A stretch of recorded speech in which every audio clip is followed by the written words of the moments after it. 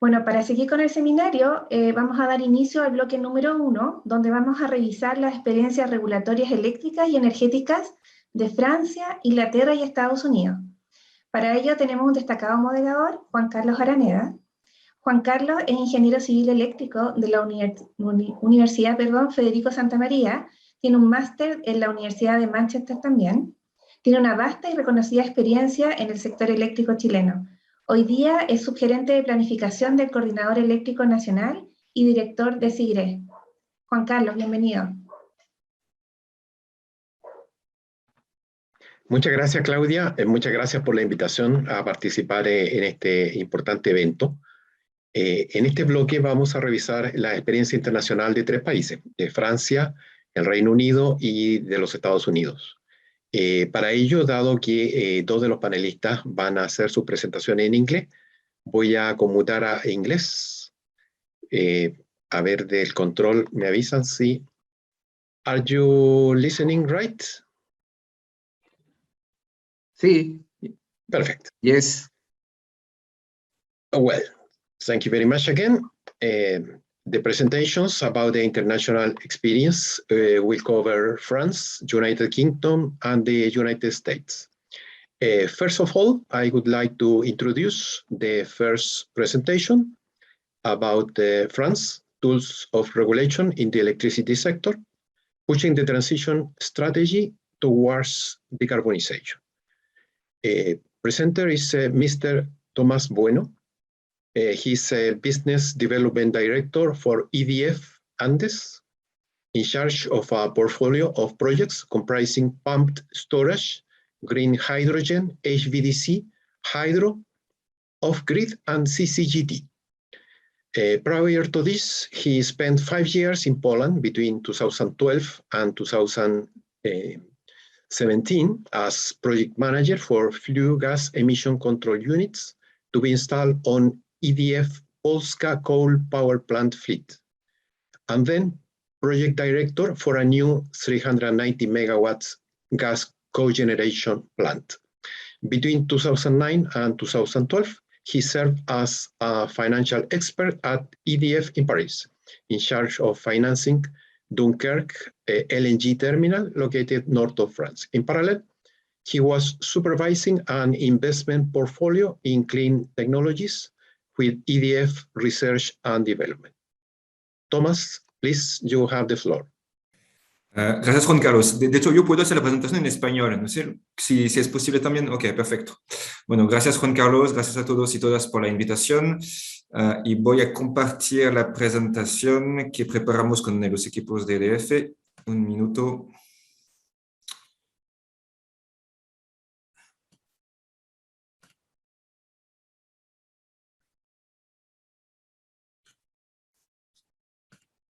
Estoy buscando la presentación.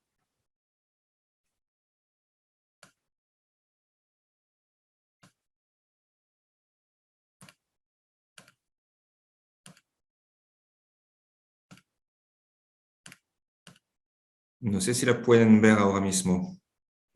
¿Está funcionando? Sí, apareció. Apareció, ok.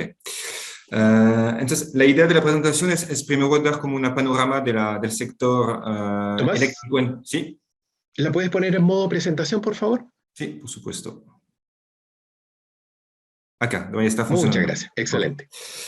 Entonces, la idea de la presentación es dar primero un panorama un poco general del sector eléctrico en Francia y después presentar algunos ejemplos de las herramientas institucionales que Francia desarrolló para alcanzar sus objetivos de descarbonización y de transición energética.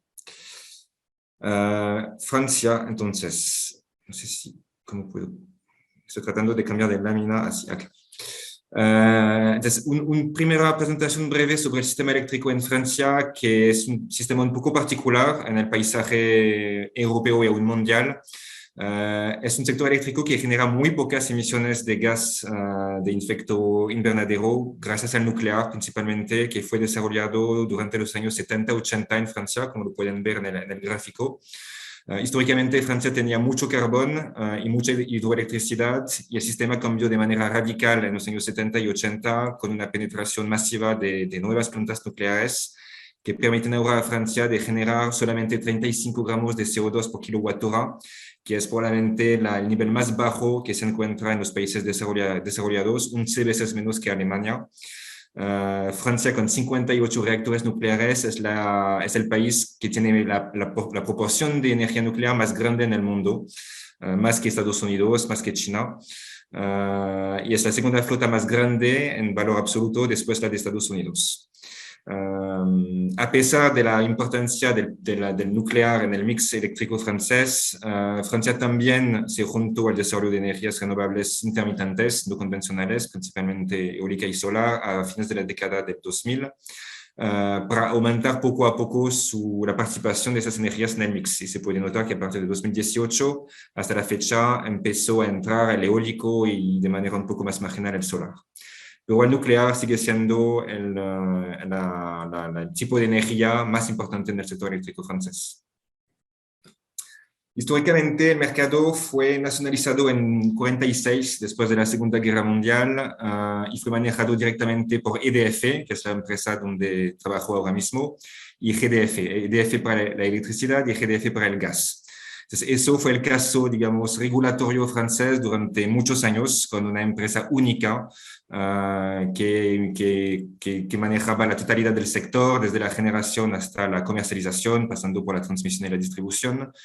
Pero, como todos los países europeos, un proceso de liberalización empezó en los años 90, que permitió tener esos cuatro grandes sectores, esos cuatro grandes ámbitos del sector eléctrico: la generación y la comercialización, que fueron privatizados, y la distribución y la transmisión, que fueron manejados todavía mediante monopolios regulados. Y en particular con la ley que se llama la ley NOM, la ley NOME, la nueva organización del mercado eléctrico de 2010, que estableció este nuevo esquema para el sector. Entonces, esta ley creó un regulador, la Comisión de Regulación de la Energía, la CRE, que es el equivalente de la CNE en Chile, y también creó un acceso regulado a la energía nuclear histórica, que tiene una importancia tan grande en el mercado, que es el AREN, que permite a cada comercializador privado de comprar una porción de la energía nuclear producida por EDF a un costo predefinido por el regulador, por la CRE. Entonces, para la parte de generación y para la parte de comercialización, con esta ley, el sector fue completamente liberalizado. Respecto del sistema de transmisión, lo que pasó es que la ley estableció en 2000 un operador del sistema de transmisión y creó en 2005 RTE, que es la red de transmisión de electricidad, con un actor único que está a cargo de la totalidad de la red de transmisión. La propiedad de la red, que históricamente era 100% de EDF, fue compartida en 2016 entre EDF y fondos de inversión públicos, que es de Depot y CNP Assurance, mitad, lo que permite desconsolidar la propiedad de la red dentro de EDF. Así que EDF ahora ya no tiene el control, tiene 51%, pero no tiene control efectivo sobre la red de transmisión, lo que permite garantizar la independencia de la transmisión respecto de EDF como generador y comercializador de energía. ¿Cuáles son los desafíos del sistema francés actual?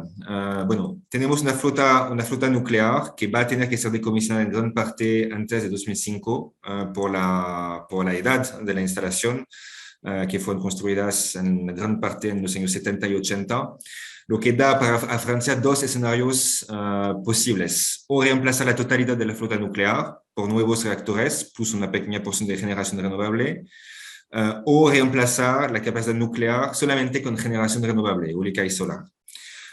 Esos son los dos escenarios extremos. Lo que pasó es que el Ministerio de la Transición Ecológica encargó a dos actores, AIE, la Asociación Internacional de Energía, y RTE, la red de transmisión, un estudio para entender mejor las condiciones y los requerimientos para ver lo que era factible técnicamente en términos de escenarios para la generación eléctrica en Francia con alta participación de energía renovable. Son conclusiones bastante similares a lo que puede tener Chile ahora mismo. Es que para aumentar el peso de energías renovables eólicas y solares, lo que el sistema va a necesitar en el futuro es más flexibilidad, almacenamiento de gran escala, gestión de la demanda, unidades de generación en PIC y, por supuesto, desarrollar redes de transmisión más robustas. En comparación al sistema actual que tiene 58 reactores nucleares en localizaciones bien identificadas en el país, pasar a un sistema con mucho más fuentes de energía renovable, eólica y solar va a poner mucho más presión en el sistema de transmisión y de distribución también. Lo que implica para Francia desarrollar una estrategia un poco más proactiva de planificación de largo plazo y evaluar también los costos sociales, los costos económicos y sociales de nuevas inversiones en el sistema de transmisión. Y ahora quería un poco dar un paso atrás para entender mejor el contexto legislativo francés actual, que se basa principalmente en las iniciativas climáticas de la Unión Europea. La Unión Europea desde 2005 desarrolló muchas iniciativas legales, legislativas en cuanto a los efectos, a los temas climáticos y energéticos. La primera herramienta que fue desarrollada por la Unión Europea fueron los derechos de emisión de gases de efecto invernadero, los ETS, que es una de las herramientas más importantes de la Unión Europea para combatir el cambio climático. Y después la Unión Europea desarrolló otros paquetes de leyes para definir metas energéticas y climáticas a nivel de la Unión. Algunos de esos paquetes, hay el paquete de clima y energía de 2007, hay el marco climático energético de 2017 y la estrategia de largo plazo para 2050. La idea general de la Unión es alcanzar la carboneutralidad en 2050 mediante algunas metas específicas. En particular, si hablamos de las emisiones de gases de efecto invernadero, la idea es alcanzar una reducción de 40%, que fue aumentado a 55%, la reducción hace algunos meses. Para las energías renovables es alcanzar por lo menos 32% de participación de esas energías en el consumo energético final, entonces no solamente en la parte eléctrica, sino también en el consumo final de energía, y también metas del mismo orden de magnitud, en términos de la ambición para la eficiencia energética, una reducción de 32.5%, 15% más de interconexión entre los sistemas eléctricos y financiación de esos programas por la Unión Europea. Todas esas propuestas legislativas fueron adoptadas y Francia, por supuesto, como cada país de la Unión, tuvo que ajustar su marco regulatorio y legislativo para cumplir con esos objetivos europeos. Entonces, en Francia, dos leyes principales fueron adoptadas para poder cumplir con esos objetivos. La primera ley es la Ley de la Transición Energética para el Crecimiento Verde de 2015, que fijó un objetivo de 23% de energía renovable en el consumo final de energía en 2020 y un objetivo de 32% para 2030, o sea, algo más ambicioso de los objetivos fijados por la Unión Europea. También en el marco de esta ley, un primer programa energético plurianual, que es exactamente el equivalente de la PELP en Chile, es exactamente el mismo tipo de herramienta, fue elaborado en 2016 para describir escenarios y hoja de ruta precisa para cada fuente de energía hasta 2023. Y ese tipo de programa, ese PPE, como lo llamamos en francés, tiene que ser actualizado cada 5 años. Así que ahora estamos en plena discusión ciudadana para el próximo programa energético plurianual. Y una nueva ley de 2019, la Ley de Energía y Clima, que abarca temas más climáticos, digamos, en su redacción y con objetivos más ambiciosos aún para la disminución de las emisiones de gases de efecto invernadero, con algunas medidas espectaculares, por ejemplo, fin de la generación a carbón, entonces la descarbonización total de la matriz energética en 2022, con el cierre de las 2 últimas carboneras que hay en Francia, 40% de reducción en el consumo de energías fósiles, reducción de la flota nuclear de 50%, lo que va a implicar, por supuesto, un desarrollo equivalente en energía solar y eólica, y, por supuesto, la carbono neutralidad en 2050 con una reducción de 50% del consumo energético final con respecto a 2012, que es un objetivo muy, muy ambicioso. Y si hablamos para dar un ejemplo también un poco más concreto, la ley, por ejemplo, prevé la disminución del consumo eléctrico domiciliario a través de la prohibición de hogares que son poco eficientes energéticamente. Así que esos hogares, esas residencias poco eficientes energéticamente van a tener que desaparecer completamente del paisaje urbanístico francés o por la renovación o por la destrucción. Y ahora quería hablar un poco dar un par de ejemplos de herramientas institucionales que Francia desarrolló para cumplir con los objetivos definidos en las leyes europeas y francesas. Y primero con el rol del regulador, la CRE, el regulador francés, cuyo objetivo es realmente apoyar el desarrollo de energías renovables según lo que fue determinado en el programa plurianual de energía, eliminar las barreras tecnológicas o económicas. Y un ejemplo típico de lo que puede hacer el regulador francés es organizar licitaciones para energías renovables maduras, o con una tarifa especial para las compras de producción directa de la red, y eso es generalmente para las instalaciones de pequeño tamaño, menos de 3 megawatts o menos de 500 kilowatts según la tecnología, o complementar la remuneración del precio de mercado con un complemento tarifario para permitir para que los proyectos de energía renovable sean rentables. Y eso en particular fue hecho para la energía solar, para la energía eólica onshore, pero también offshore. Francia es un país que es un poco atrasado en comparación de Alemania, Inglaterra o Dinamarca respecto de la energía eólica offshore, y la CRE, entonces el regulador mismo, ha organizado licitaciones dedicadas a esa tecnología, con 9 licitaciones para aumentar la participación de la energía eólica offshore en Francia, y hay todavía 2 licitaciones en curso, cada una de 1 gigawatt. Así que hablamos realmente de licitaciones importantes en términos de tamaño y de compromiso del regulador francés para diversificar el mix energético y cumplir con la meta de energías renovables a 2020 y después 2030. Y eso es realmente un ejemplo de la intervención directa del regulador en el mix energético. Otros ejemplos de lo que puede hacer el regulador francés es apoyar el autoconsumo, la generación interna con incentivos, principalmente son incentivos mediante tarifas especiales o mediante licitaciones especiales.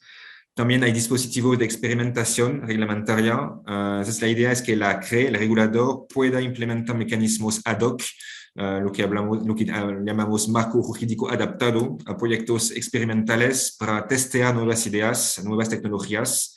Entonces, hubo recién una licitación por este tipo de proyectos innovadores y ejemplos de experimentaciones que fueron autorizadas en 2020. La mayoría de esos proyectos son proyectos vinculados a servicios complementarios entregados por sistemas de almacenamiento e inserciones de vehículos eléctricos en las redes de distribución. Entonces, con esos dispositivos experimentales, el regulador francés va a poder crear zonas o mecanismos específicos para que los desarrolladores franceses o empresas como EDF, por ejemplo, puedan experimentar lo que podemos hacer con sistemas de almacenamiento, vehículos eléctricos, y ajustar tal vez la regulación en el corto o mediano plazo si las experimentaciones resultan positivas.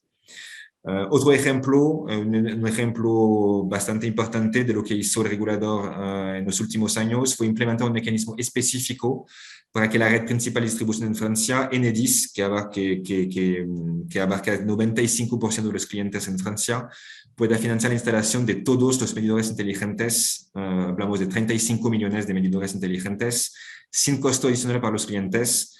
Eso fue posible porque la CRE, el regulador, autorizó la red de distribución en recuperar la inversión en la tarifa en 2021, entonces un par de años después del despliegue de la instalación de los medidores inteligentes, con la condición que esta recuperación no pueda afectar la factura final para el cliente, entonces que el distribuidor tiene que compensar 100% del alza debido a la inversión en los medidores inteligentes con ahorros permitidos por esos medidores, típicamente la intervención de los técnicos en los sitios, los cambios de las tarifas, la obtención de más información. Todos esos ahorros tienen que compensar 100% del alza de la tarifa que habría afectado la factura final del cliente con la instalación del medidor inteligente. Y eso es un ejemplo de un mecanismo específico completamente ad hoc que fue implementado por el regulador para permitir este desarrollo de smart grids, de redes inteligentes a nivel de la distribución. Si ahora hablamos más de la transmisión, que es el tema de interés para el SIGRE, por supuesto, entonces, algunas palabras sobre RTE, primero, que es la red de transmisión francesa, por supuesto, por su posición geográfica en Europa y por su tamaño, desempeña un papel absolutamente clave en Europa.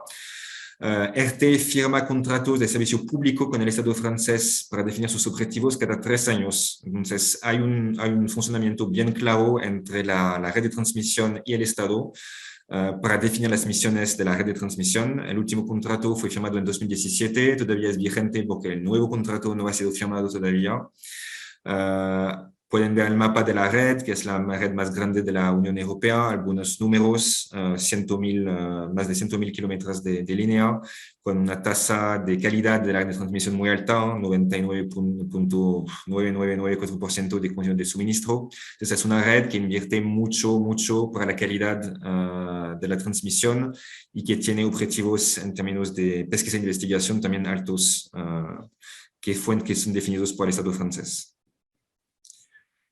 ¿Qué hay dentro de los objetivos de la red? Hay más de 70 objetivos detallados. Ahora solamente un extracto de los objetivos que son más relevantes para nuestro seminario.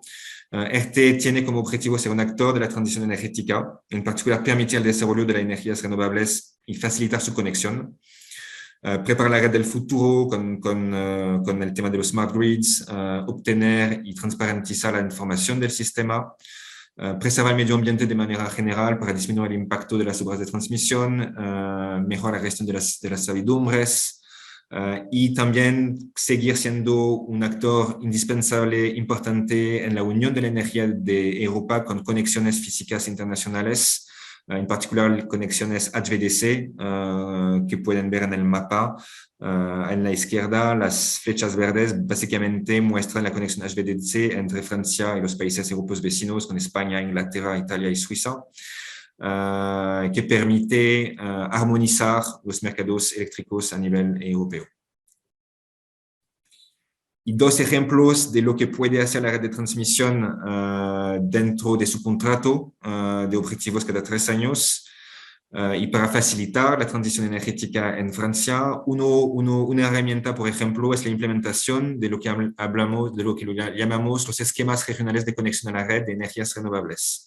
La idea es acelerar, facilitar las conexiones a la red de nuevos proyectos de energía renovable solar y eólico, por ejemplo, agrupando la producción para reducir las disparidades regionales, y anticipar sobre todo el esquema de conexión. Entonces, lo que pasa es que RTE, la red de transmisión, trabaja con las autoridades locales de distribución, con las autoridades locales, regionales, para definir un perímetro ya de agrupaciones de proyecto, definir las ubicaciones de las transformadoras entre las redes de distribución y de transmisión, y anticipar cuáles van a ser las capacidades de generación de electricidad verde, eólica y solar, con 10 años de anticipación y reservar desde ya las capacidades de conexión para esos nuevos proyectos. La idea siendo evitar cualquier tipo de problema de conexión y facilitar la vida de los desarrolladores de proyectos de energía renovable.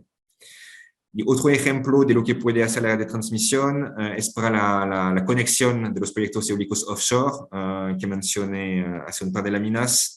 La idea es que RTE tiene la obligación de poner a disposición de los desarrolladores de proyectos eólicos offshore sus competencias técnicas y económicas para la conexión de esas obras que generalmente tienen sus propios desafíos de conexión. Con desafíos de mantenimiento, de costos, de plazo de entrega, de confiabilidad, de vida útil. Y RTE está desarrollando soluciones, tanto en el mar como en el tierra, para disminuir esos costos, contestar esos desafíos y a veces ofrecer a los productores, a los generadores de mecanismos ad hoc especiales para, por ejemplo, facilitar la financiación de esas conexiones y para que la conexión a la red de transmisión no sea un obstáculo al desarrollo de esos proyectos de energías marinas.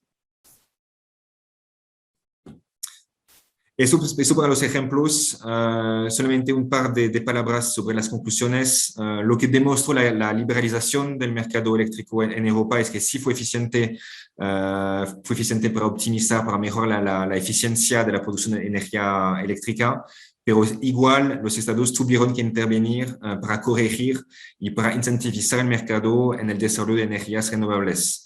No estamos en el caso de Chile, donde los recursos solares y eólicos son, digamos, naturalmente competitivos con energías convencionales.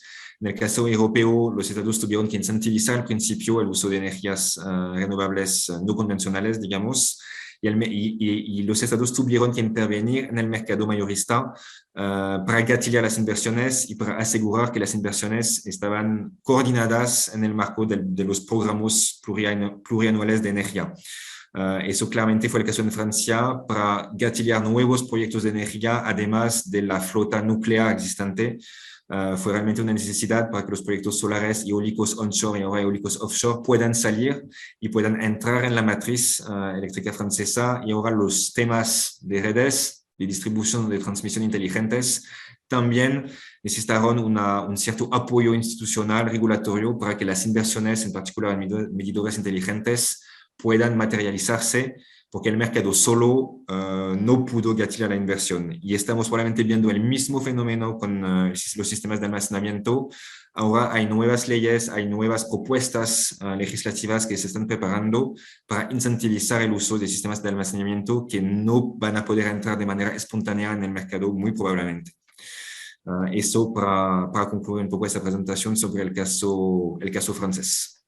Muchas gracias por su participación. Muchas gracias a ti, Tomás, por esa completa presentación.